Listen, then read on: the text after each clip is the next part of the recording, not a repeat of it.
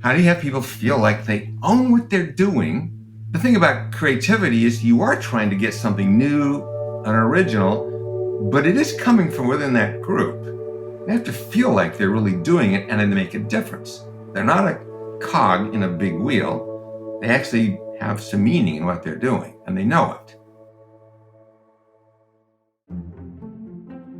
You may not know Ed Catmull's name, but there's almost no doubt you're familiar with his work. As the co-founder of Pixar, he's responsible for helping to create movies ranging from the original Toy Story on through The Incredibles, Wall-E, Moana, and Inside Out. Ed has a background in computer science, and as someone who pioneered many of the computer graphics and digital animation techniques that we now take for granted, he has a unique perspective on the intersection of technology and creativity. We chat with Ed about his transition from creating things himself to leading creative teams, the elements of a sustainable creative culture, and how to give people feedback so they'll actually listen to you. Ed has also collaborated with Steve Jobs longer than probably anyone else who knew him, for over 30 years. And we hear some stories about Jobs that haven't been told anywhere else before. We'll return to the conversation after this quick break. Support for Design Better comes from Gusto, who make running a small business easy. Get 3 months free at gusto.com/designbetter once you run your first payroll. Running a small business is hard work, especially all of the payroll, quarterly tax filing stuff, and HR things. I'd rather be focused on my business and my customers than dealing with the administrative duties. But Gusto makes it easy. They automate the complicated parts of running a business. With Gusto, I never miss federal or state payroll tax filings. And I love the time off requests and time tracking tools. Gusto even offers a small group health insurance option for nearly any budget. When you run into issues you need help with, their HR experts are ready to help. It's a very well-designed product, easy to use, and great emotional design that will put a smile on your face. Design Better listeners get 3 months free once they run their first payroll. Just go to gusto.com/designbetter. That's gusto.com/designbetter. And now, back to the show.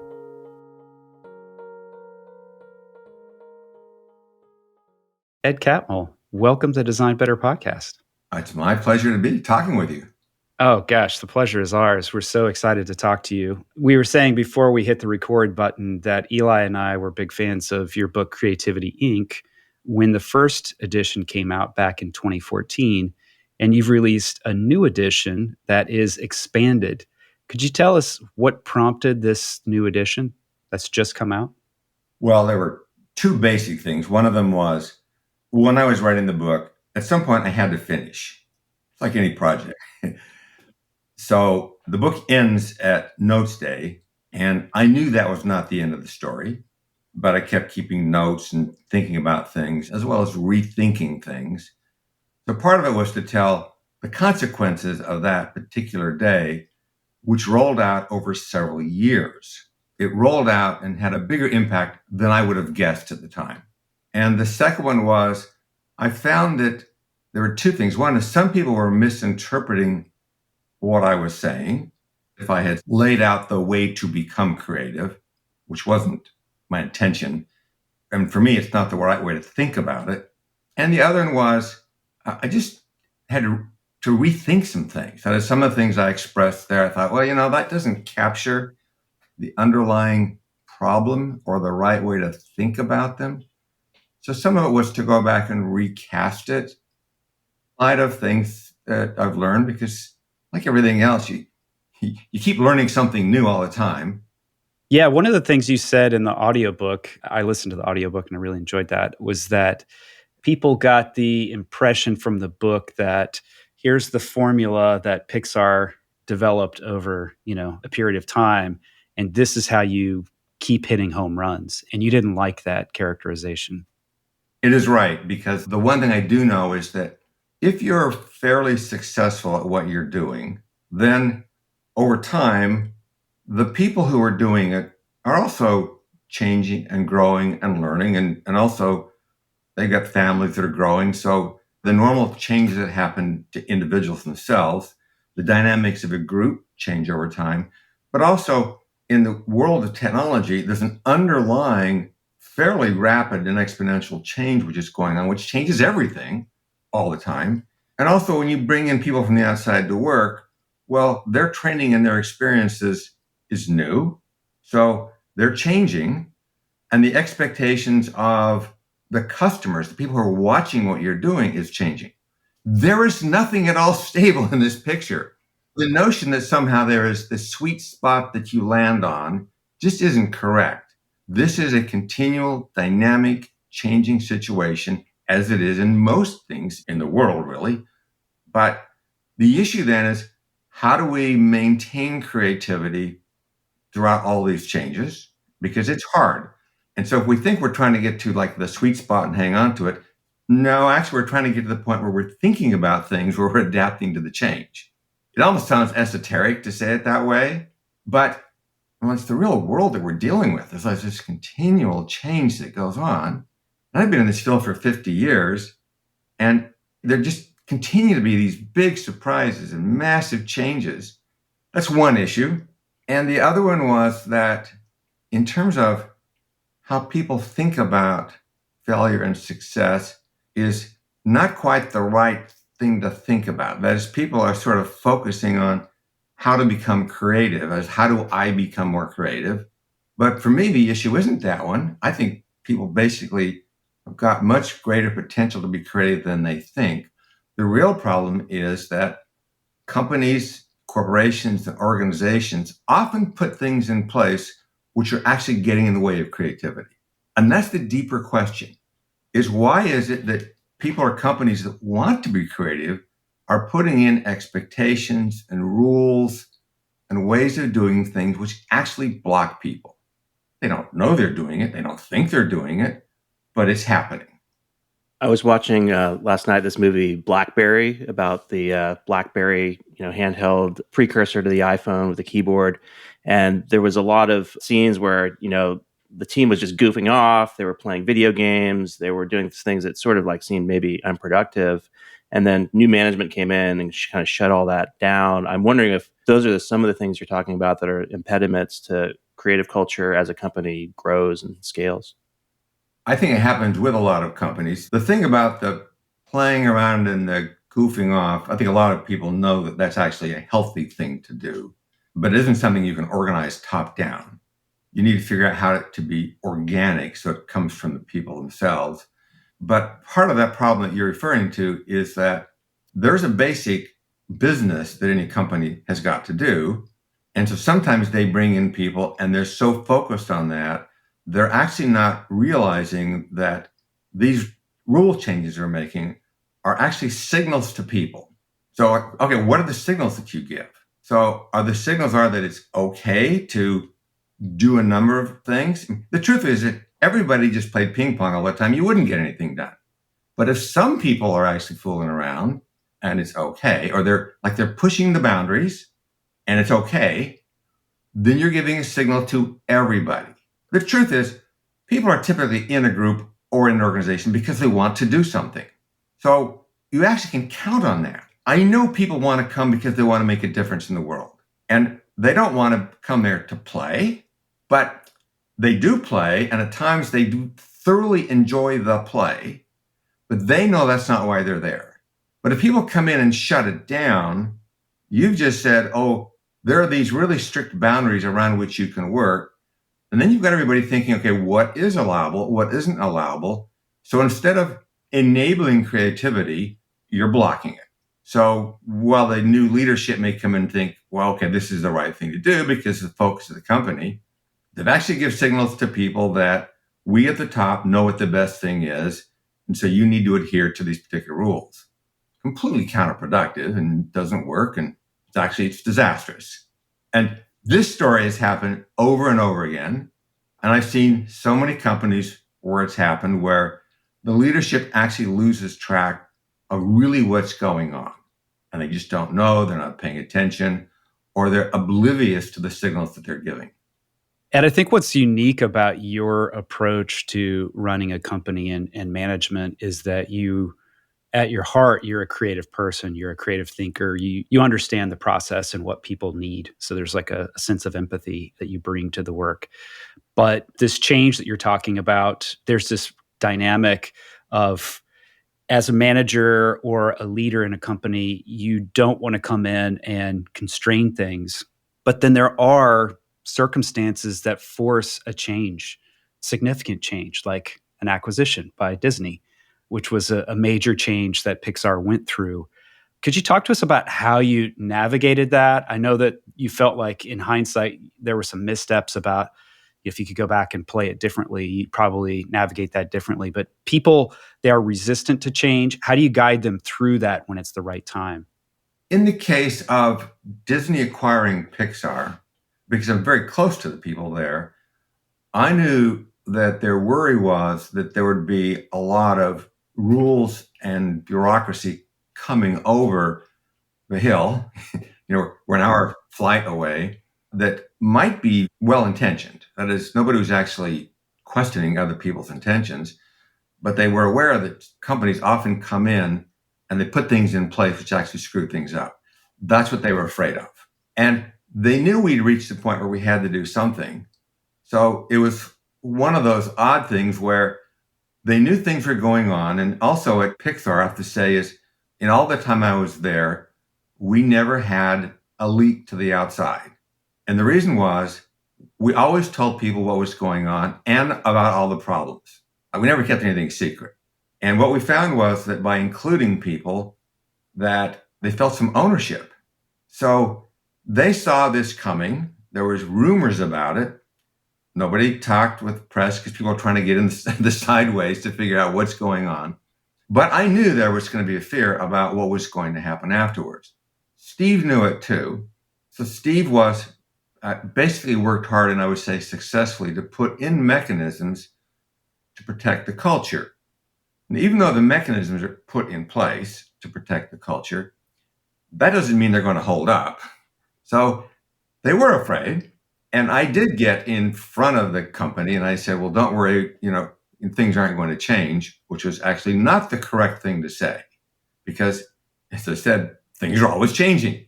And what I should have said was that the way our culture grows and evolves will continue to grow under our control, because that was the setup that was in place.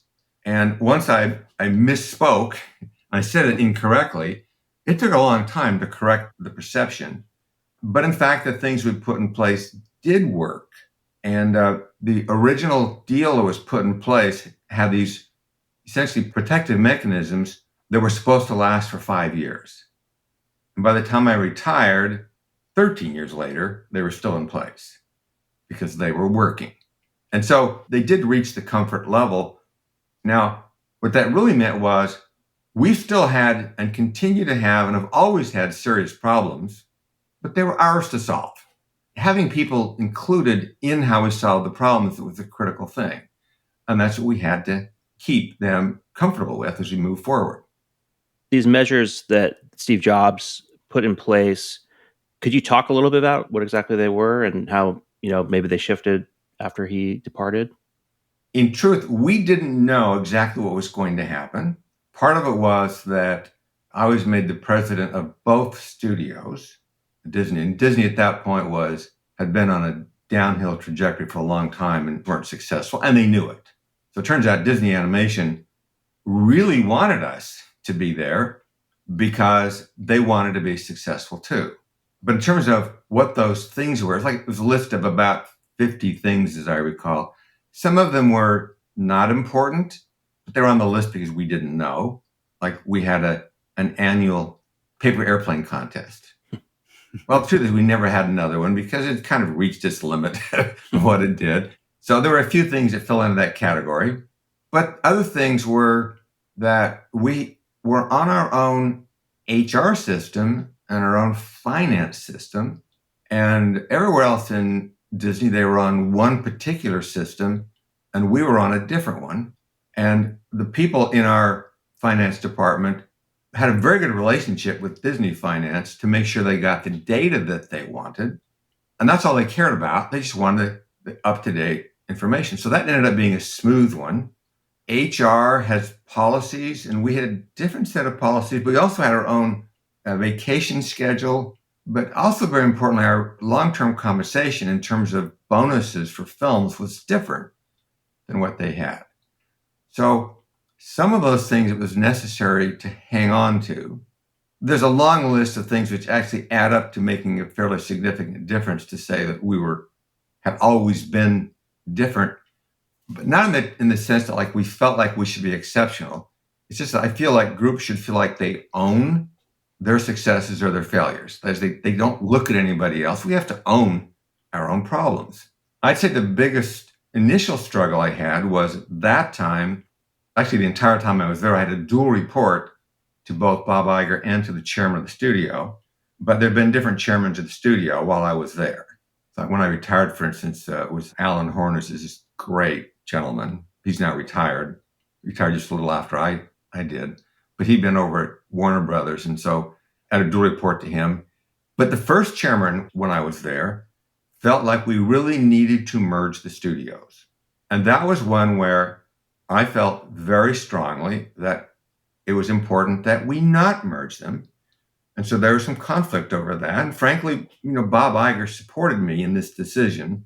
So I knew that I had his support as we're, essentially developing both studios. But also I came up with a rule which I announced at both companies because I thought this is very important. And that is that they were free to talk to each other, to share ideas, but they didn't have to.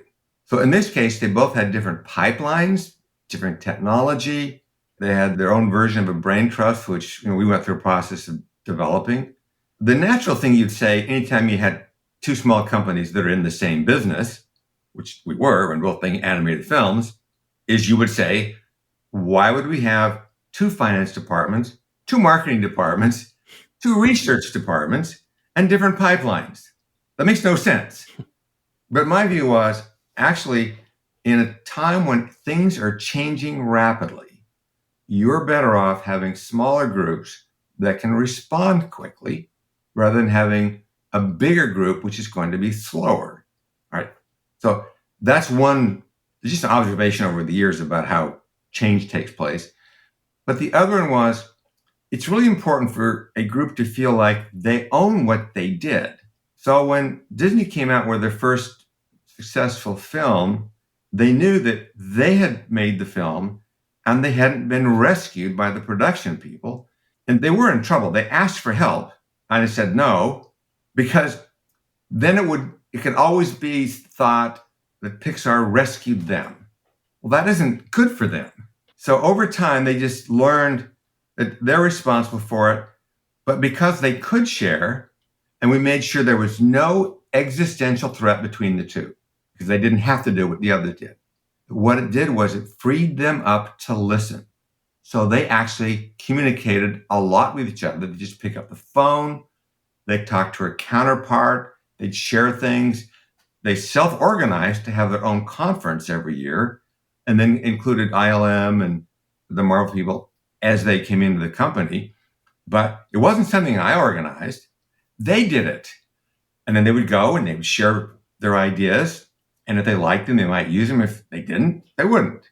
And it's all about, how do you have people feel like they own what they're doing? The thing about creativity is you are trying to get something new and original, but it is coming from within that group. They have to feel like they're really doing it and then they make a difference in it. They're not a cog in a big wheel. They actually have some meaning in what they're doing, and they know it. Ed, could you talk about the elements of sustainable creative culture? Because that was a big focus of yours. Pixar started out with a strong creative culture, but sustaining that through time is a challenge. What were those elements that you thought of over the years? The first thing to know is that prior to there being Pixar, is that I had come out of, actually, I went to the University of Utah and was remarkably lucky because my first teacher was Alan Kay, who later got the Turing Award. And the basic principle was things are changing really fast and you got to think that way. So that was like a basic thing. And then the second one was Ivan Sutherland. And Ivan said, okay, you've got this big vision, but we got to solve the problems one at a time. So for me, it was like, okay, my job was to make the next step, but what I thought about the future was changing every time I took this step. So it's almost like now is interacting with the future, because what I do now is going to affect how I think about things off in the future. And then once I readjust my vision, then I might change the next step that's there. So that was like this intellectual underpinning going forward. And the other was that environment was so great, it profoundly changed my life. Because I thought, I want this wherever I go. I loved that experience. And so I tried to do that, and I made some mistakes along the way.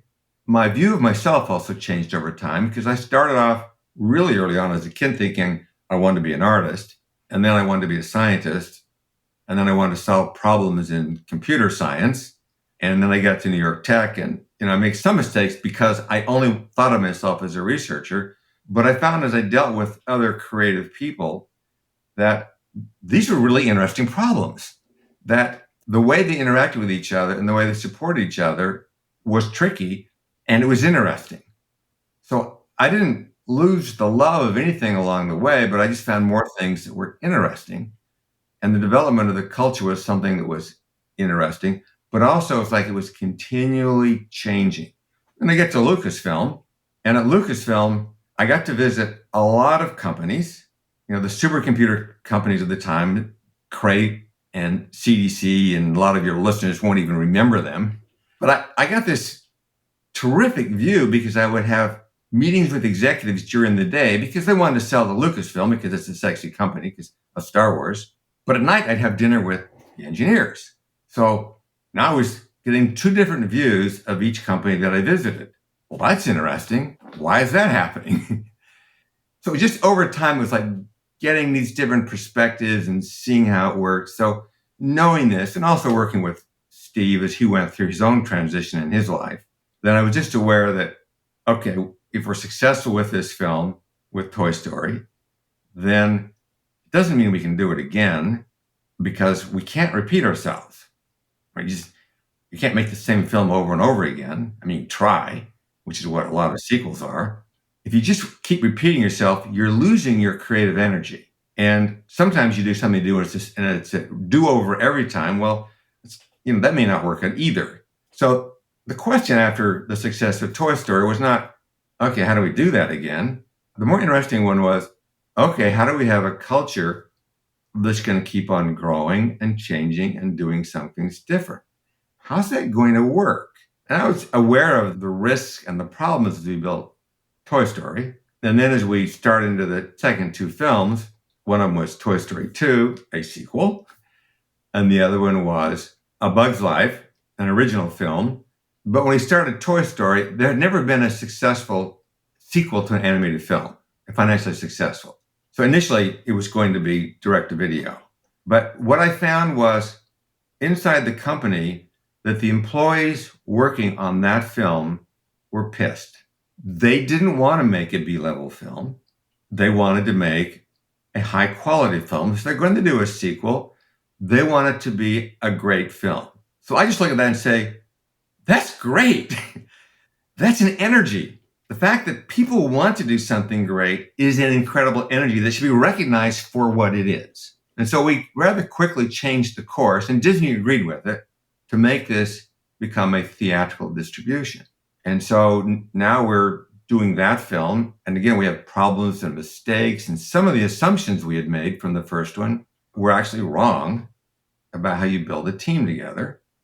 So, okay, we're now in this learning mode.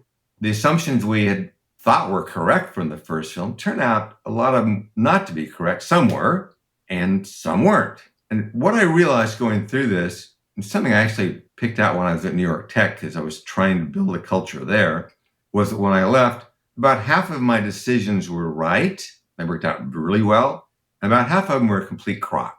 So then as I went to Lucasfilm, I thought, that's kind of what keeps happening over and over again, that when I try to do something new, about half the time it does work, and half the time the new ideas don't work at all. I'll bet that's true for the rest of my life.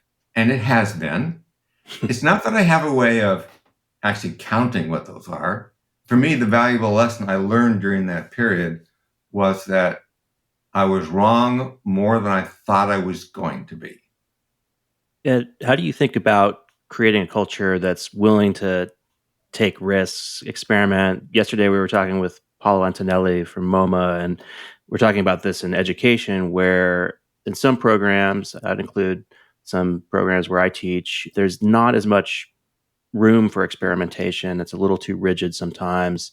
How do you set up the culture to encourage that experimentation and create new things and be open to the kinds of failures and learnings that you're talking about just now? The educational example is an important one.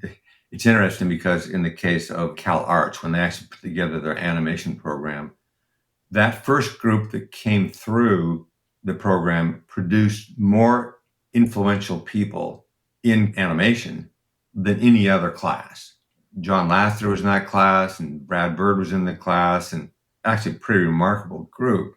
So I thought, well, what was different? And likewise, why did Utah, where I went to school, produce so many influential people? Because, Jim Clark, who founded Netscape and Silicon Graphics, and John Warnock, who founded Adobe, we were all classmates together.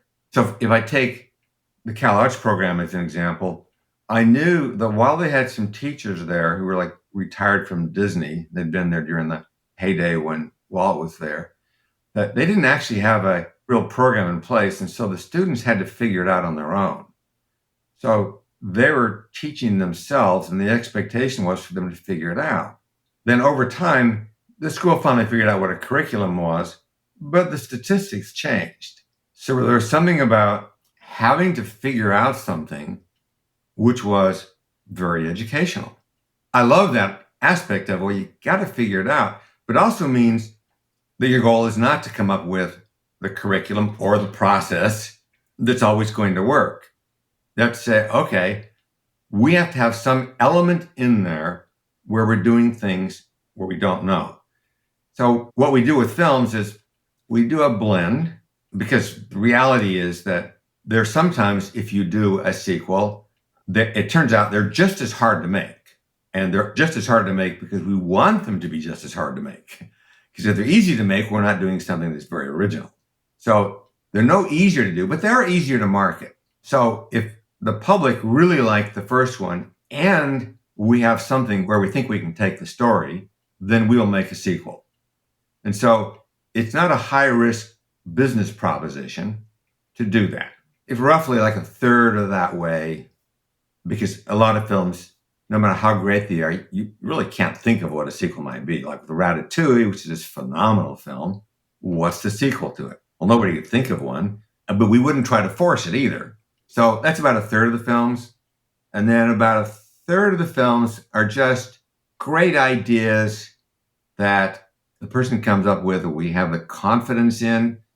And so we say, go ahead and do it. So, Inside Out was an example of that, was where Pete Docter said, I have this idea I really am passionate about, and it takes place inside the mind of a little girl. It's one of those things like, wow, that's really a good idea. So you just go ahead and do that. And then about a third of the films, they're higher risk. And the phrase that I use is they would fail the elevator test. And the basic concept of the elevator test, which is applied in a lot of industries, is you've got a new idea. So you're being creative. You come up with something new. So you want to present it to somebody and get their attention because you want them to fund it or to support it.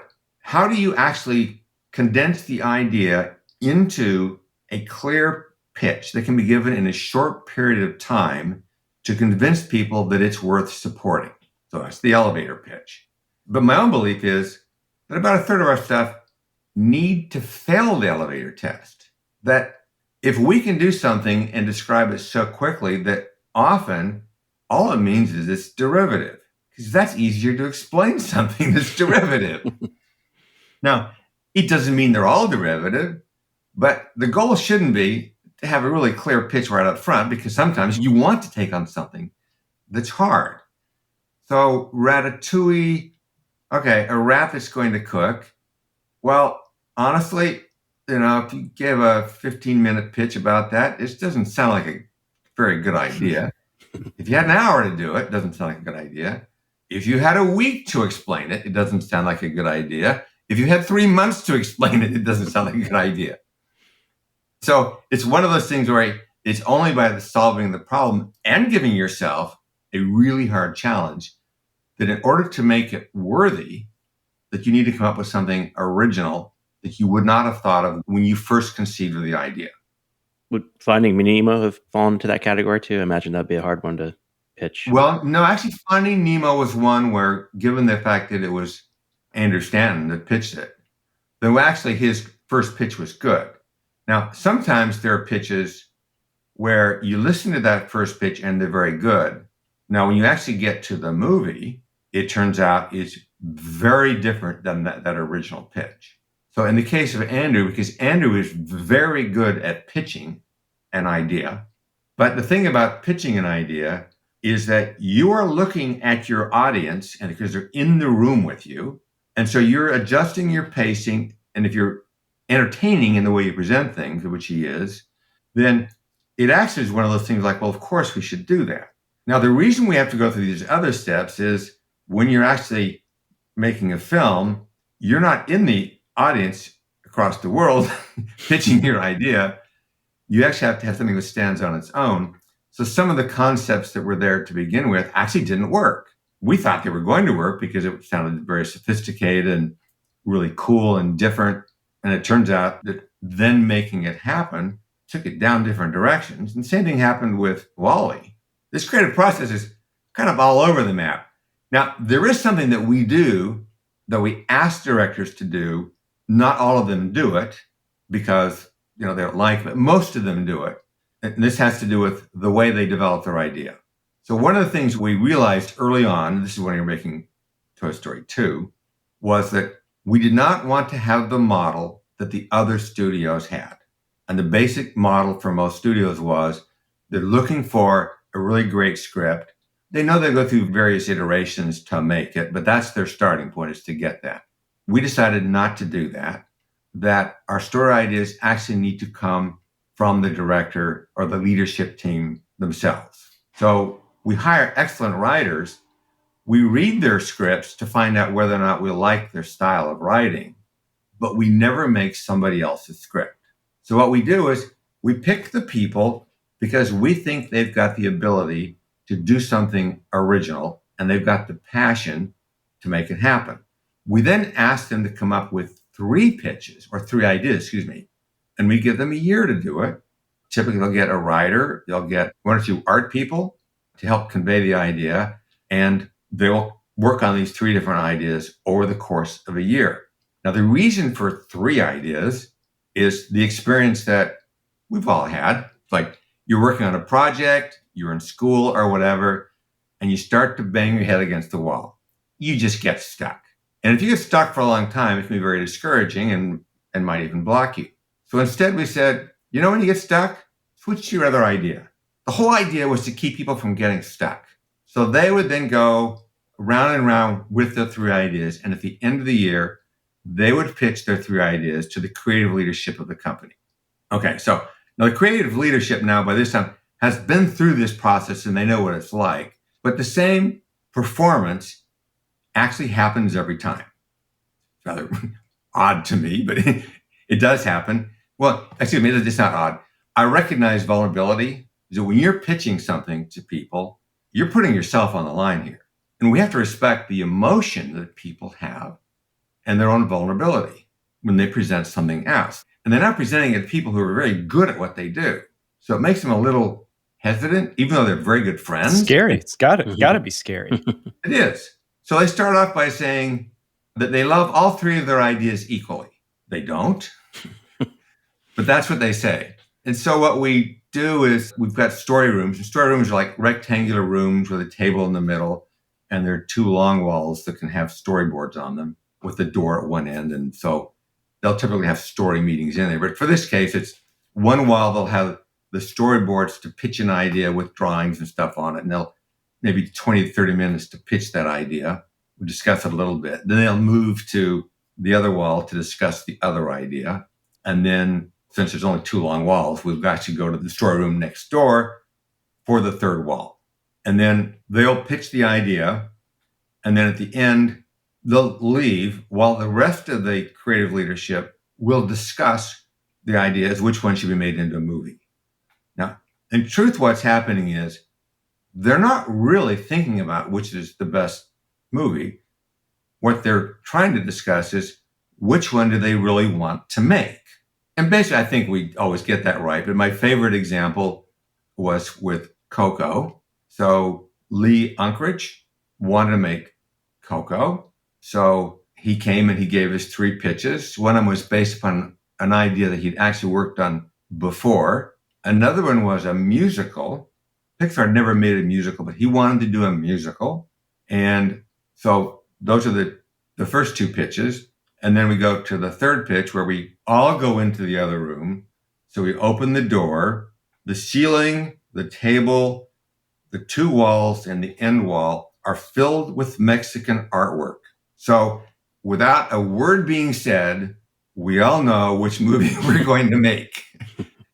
And the truth was, the movie changed dramatically in the making of it, and his intention originally was to make it be a musical. That's how radically things change.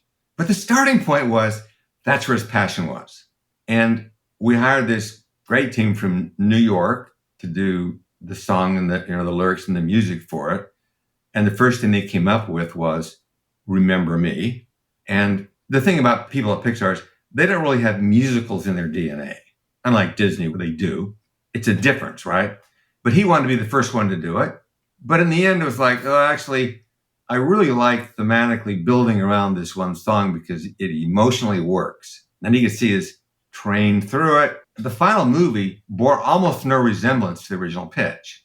Didn't matter. What mattered was that passion that was going to move it towards something that was really original. We'll return to the conversation after this quick break. Support for Design Better comes from Factor, America's #1 ready-to-eat meal delivery.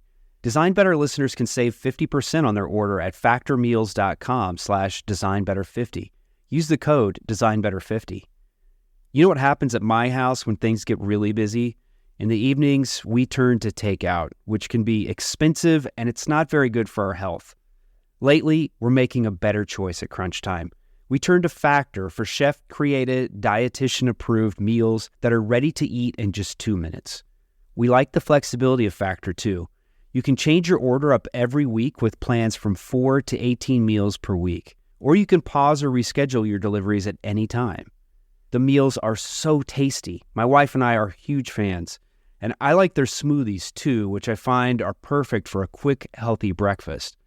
Factor can help you eat well and feel good while focusing on your career and your family. Head to factormeals.com/designbetter50 and use the code designbetter50 to get 50% off your order. That's code designbetter50 at factormeals.com/designbetter50 to get half off your order. Support for Design Better comes from Gusto, who make running a small business easy. Get 3 months free at gusto.com/designbetter once you run your first payroll. Running a small business is hard work, especially all of the payroll, quarterly tax filing stuff, and HR things. I'd rather be focused on my business and my customers than dealing with the administrative duties. But Gusto makes it easy. They automate the complicated parts of running a business. With Gusto, I never miss federal or state payroll tax filings, and I love the time off requests and time tracking tools. Gusto even offers a small group health insurance option for nearly any budget. When you run into issues you need help with, their HR experts are ready to help. It's a very well-designed product, easy to use, and great emotional design that will put a smile on your face. Design Better listeners get 3 months free once they run their first payroll. Just go to gusto.com/designbetter. That's gusto.com/designbetter. And now, back to the show.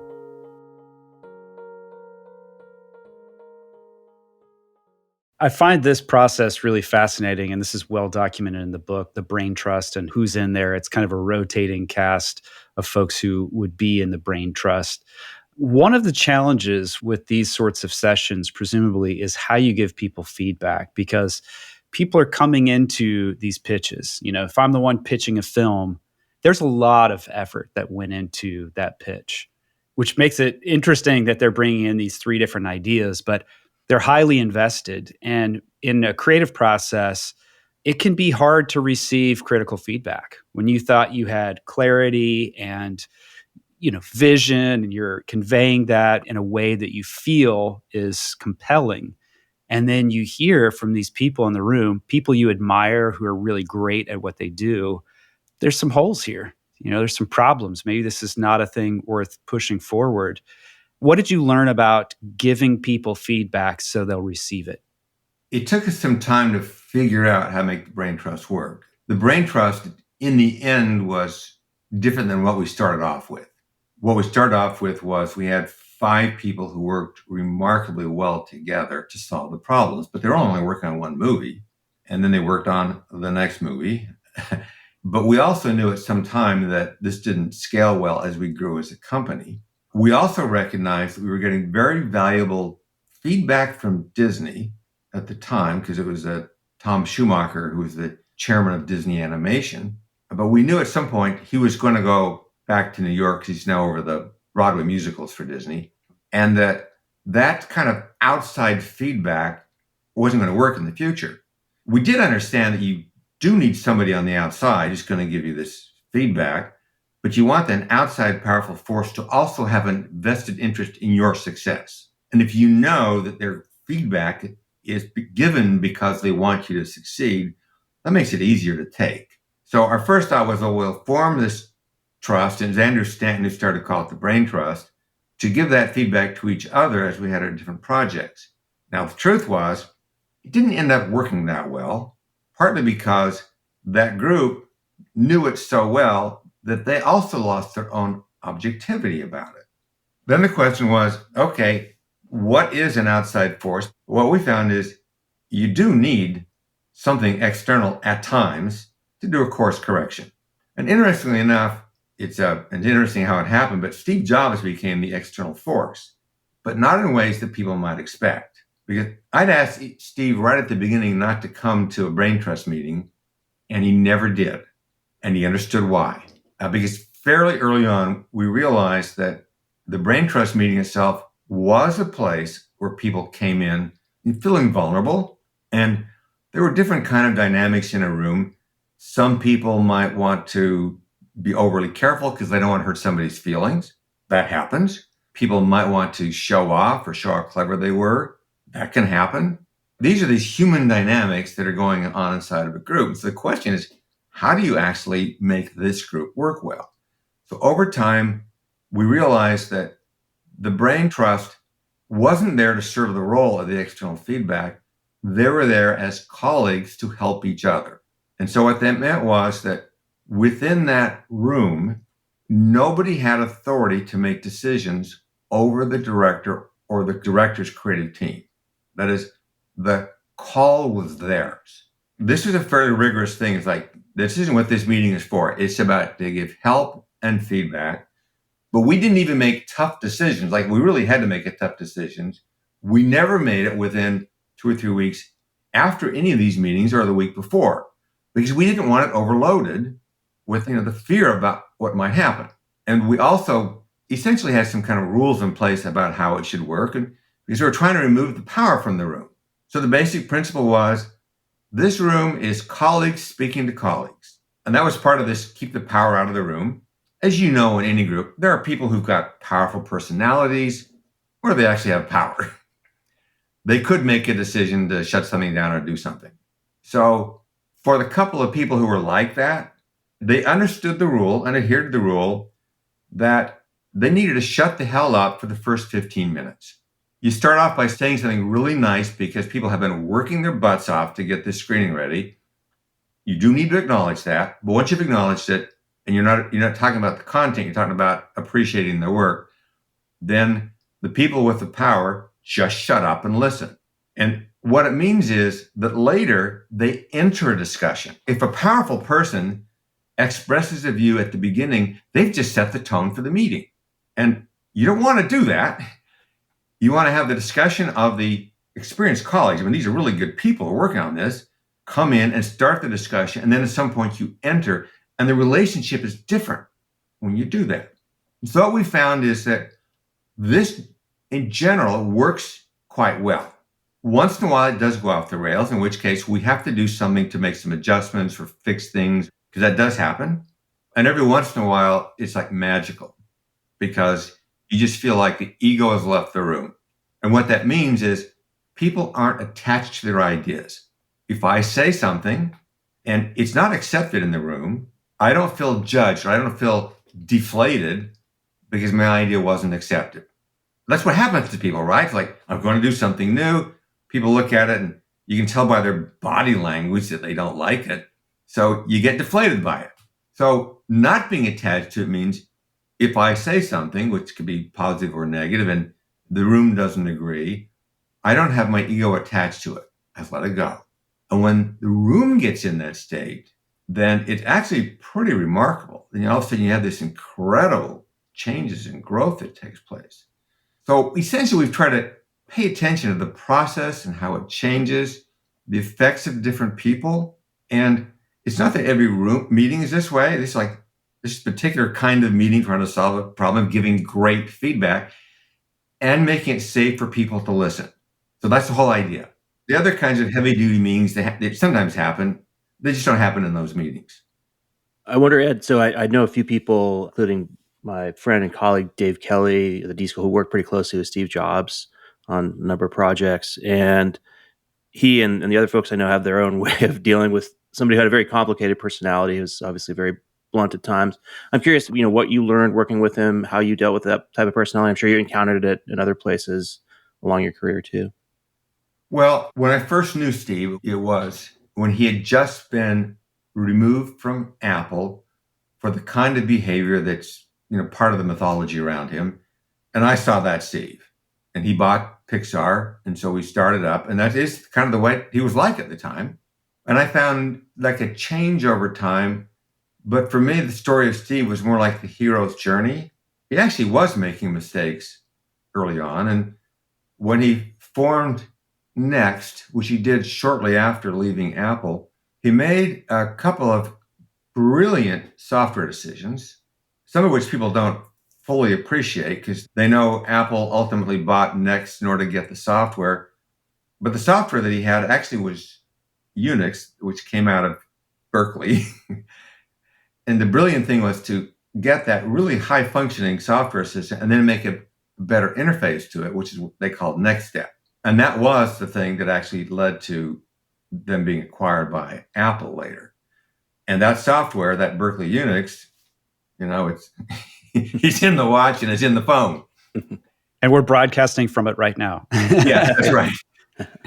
But they also made some, I'd say, questionable hardware decisions at the time that I think were mistakes. Steve has strong opinions about design, and I think some of those things weren't helpful for them as a small company. And he also made, I think, a couple of business decisions, which were actually not right at all. But some of them were like, on the surface, they looked like they were big wins. In this case, it was a $100 million investment from IBM to get access to Next Step, but they didn't have the rights to second versions that might come out. And it's like, okay, not giving them access to subsequent versions was not a good business decision. And the fact that IBM even let this happen was also a bad decision on their part. Like both parties kind of screwed that one up and didn't do either one of them any good. It's that kind of stuff.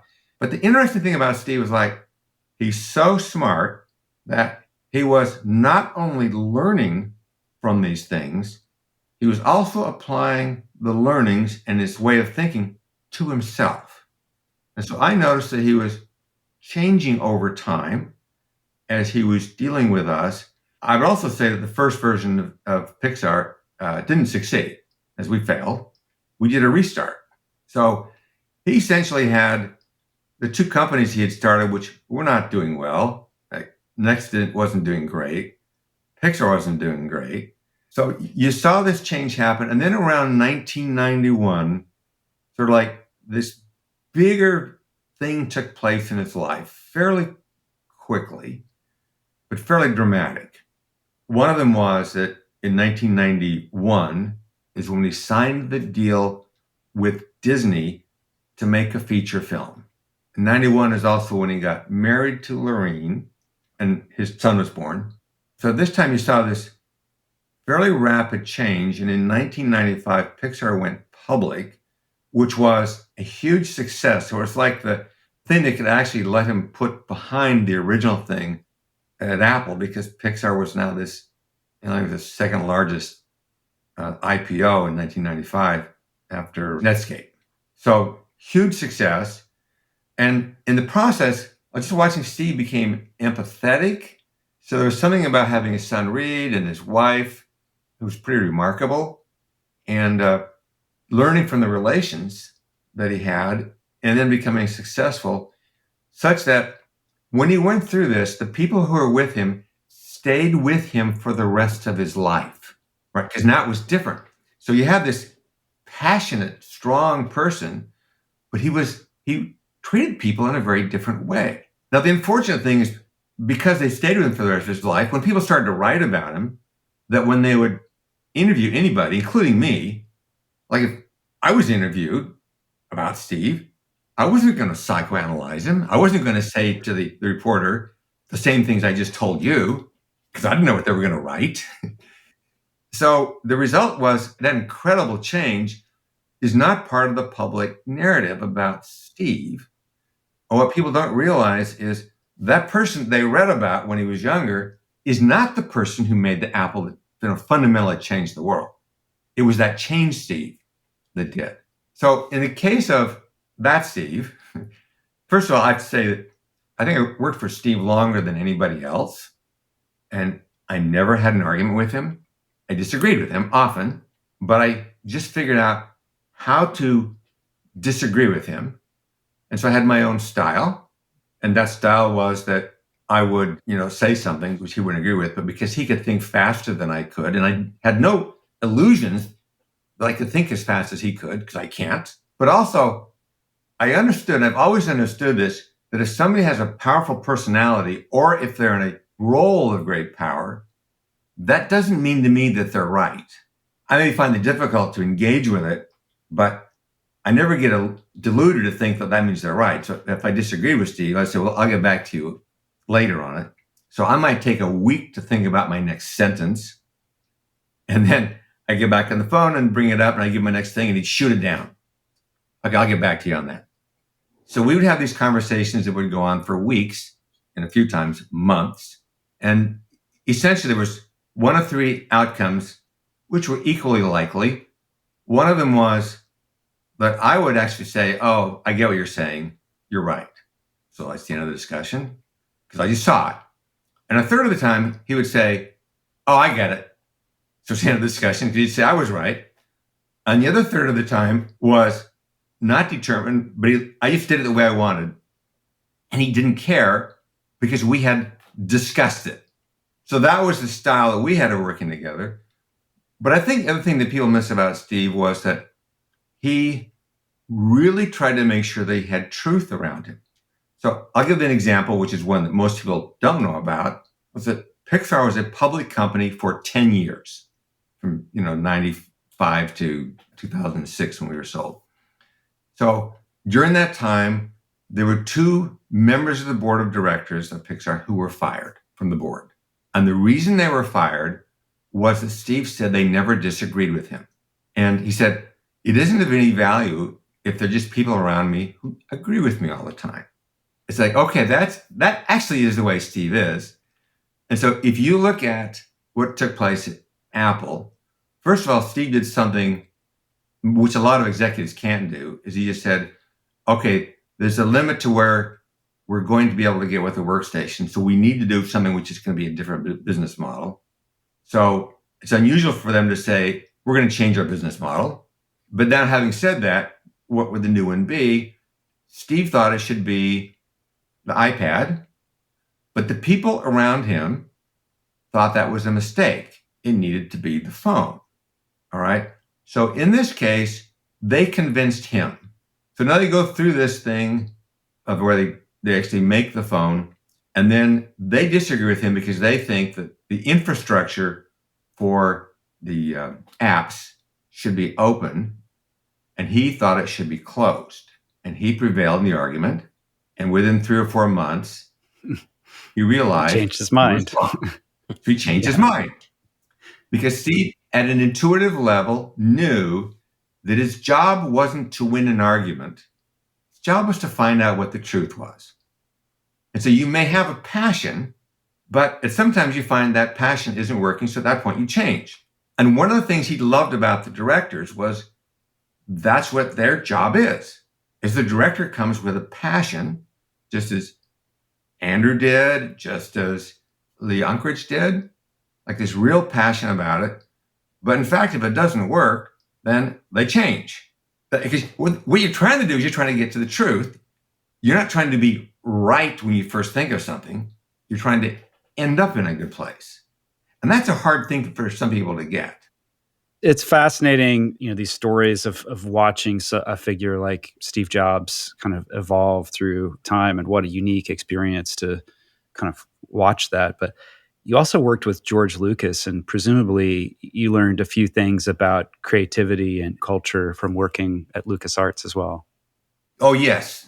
So George, he had this vision, which other people weren't buying into. And for him, it was to do Star Wars. And he had this longer thing, and he decided to start with sort of like in the middle of the story, which was the right decision to make. Because it wasn't fully bought into, it was funded by Fox, but he was given the rights to the consumer products, which that turned out to have been essentially the financial thing, which really let him move to a whole different level.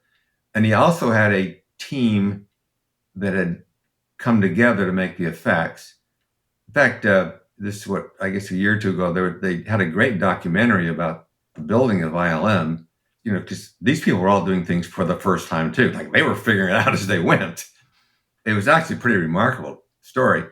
But in this case, as he's now working on his second film, George is passionate about the film industry, but he really believed that the underlying technology was going to change and the film industry was inherently too conservative. And they weren't recognizing how much things were going to change. So the reason he funded it and the reason he hired me was to come in and start the computer division at Lucasfilm, was to bring technology into the industry. But George was doing it for altruistic reasons. His intention was to do something good for the industry. And so the first projects had to do with visual and effects and compositing and so forth. And that aligned with the direct experience that I had, as well as the people that joined us quickly, some of which I brought with me from New York Tech. And then one of them had to do with audio, digital audio, and the third one was with video editing. And then later, a games group was started. So I had 4 different groups that we were building out at the time. Each one were like different lessons. It was really pretty amazing. It's like you simultaneously got 4 different things where you're learning something. So the question is, do the internal customers for what we're doing want it? In the case of the digital audio, Ben Burt was the guy that was over audio and doing the effects for the Star Wars film, or leading that group. He loves everything that's new technology. He completely embraced this group and wanted to be part of it. In the case of the video editing people did not want it. They had learned and they'd become masters of how you keep track of clips of film and how you put them together. So now you come up with something new, which is you're putting stuff on tape, or in our case, we got optical discs, and so we're writing onto optical discs because we want to have real fast access to play them back for the editing purposes. And you were at the beginning, so it's a learning process. And, essentially that group was rejecting it. So they didn't actually want it. So okay, that's one example. Then there was the case of ILM. So ILM is this group that had just come together building new technology, but what we're doing is all digital. What would they want? And the answer was that what they cared about was what they got on the screen at the end. Our resolution as we started was too low, so it wasn't relevant to them. So they weren't either asking for it, nor were they opposed. They were just saying, if it's good enough, we'll use it. what that did to us was it said, oh, we have to be good enough to meet their standards. So that was really motivating to try to make something that was good enough that they felt good about it. And when it was good enough, they used it. And it became essentially part of the groundwork for changing the entire film industry. But George's idea was to make this available to everybody. So when I was at New York Tech, we published everything we did. I got to Lucasfilm, and George was fine with us publishing everything we did. Now, the surprising thing to people was that when Steve bought Pixar from Lucasfilm, this is because of changing financial circumstance at Lucasfilm. So now we spun out. Steve is the new owner. But Steve had no problem with us publishing everything. Now, Steve is known to be very secretive. But Steve is smart, so he was secretive for a reason for what he was doing, but he knew that we had a different motivation. We published everything because the most important thing for us to get was to get the best talent. So if we participated completely in the community around graphics and computer graphics, then we would attract the best talent. And we did. Plus, we established really strong relationships across academia. And so some of my longest term friends are in academia because we've completely participated in this broader community. And Steve understood that. So the notion of publishing everything was perfectly fine with him. This one's a little bit looking towards the future, and I'm curious to get your take on, all the new technology that's arriving around artificial intelligence and machine learning. And you can kind of imagine a point in time, we're not there yet, but where some amount of the technological constraints that are currently, in place around Pixar films, where there's a lot of really kind of handcrafted elements, some amount of those technological constraints go away to a certain degree, and you could produce like really high fidelity pre-visualizations relatively quickly. You have these access to the tools that, just make that process a lot faster potentially. What do you think happens to the creative process once those things become easier, essentially? Having gone through this, over the last 50 years, the one thing I do know is that the technological change is coming. So whether you like it or whether you don't like it or whether or not you fear it, you actually aren't going to stop the change that's going to take place. So the best thing to do is to say, oh, let's understand it and embrace it, and let's adapt what we're doing. The actual storytelling process has to do with, the human emotions. As I mentioned, we're looking for people who've got this personal drive, which I value a great deal. So how do you then take that and have people who know how to come in and use it as things change? So, they change in different ways. They change in terms of distribution. There are the surprises like, COVID altered certain things for people. So now you got a shock to the system. We've always had these shocks to the systems. What do we do about it? So I just look at it and say, okay, it's coming. But the one thing I also know is that it's kind of unpredictable. Like, I don't know exactly what's going to happen. I think some things are inevitable. Like, I do think, as an example, that self-driving cars are inevitable. Were they going to happen in 10 years, as people were initially suggesting? No. If one had asked the right questions, then they would not have said that. Augmented or virtual reality, I think, is inevitable because of the cost of the things and so forth. But how long will it take? I don't know. And there's some things, because of technological change, which become unstable. So things like in the blockchain and the EFTs or whatever else, stuff like that, I looked at those as well. They're kind of fundamentally unstable. It's not like I know what's going to happen, but there's a difference between saying something is extremely likely to happen versus it's highly unstable, so I really can't predict it. But when it comes to when things are going to happen, in general, I don't know what the timing is, because there's usually some surprises that come along that you don't see coming. I mean, honestly, it's like that's the nature of it. And it actually opens the doors. But some of these doors are great, but for some of them, it enables people to produce crap at a faster rate. You just saw this happen industry after industry. It's like you get to the point where, wow, we've democratized something and we've made it easy for people to use it. When we then started to fill up things with stuff, which we know this is like, it's crap. And you don't have a way of actually determining what to look at if there's too much of it. So you end up with problems you didn't see were coming. And you also end up with new things that you didn't expect. It's just like, okay, that's what happens all the time. It's like, it's okay. And they're tough problems. And I didn't mean to say, well, it's just, you're blasé about it. But that challenge is a real challenge. And it's one that we take on. And we should take on. And if we try to avoid it or miss it, then we actually get run over by it. Ed, this has been such a fun chat. And, just reflecting on the scope of your career and your influence from these early days where the intersection of technology and film and visual arts were nascent and you were playing a big role in shaping that, your role with Lucasfilms, your role in shaping Pixar and building this creative culture.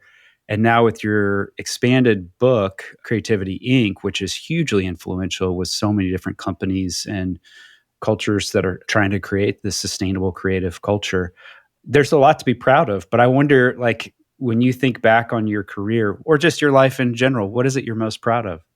Well, I was very aware at the time. This is when I was at Pixar. It's like, how did I feel about things? Because we got some awards and I got some personal awards and they were nice. I was happy to have them. I'm not going to say that wasn't true, but I say the thing that probably made me feel the best was when I would be in a meeting with people at Pixar and we're working on a really hard problem. And I came out of it because we didn't solve it. But in that meeting, people weren't looking at Jim, who's now the president, and they weren't looking at me like, what are you going to do about it? The tone of the meeting was, what are we going to do about this problem? And so they felt like this ownership. And I came out of those meetings with this really buoyant feeling.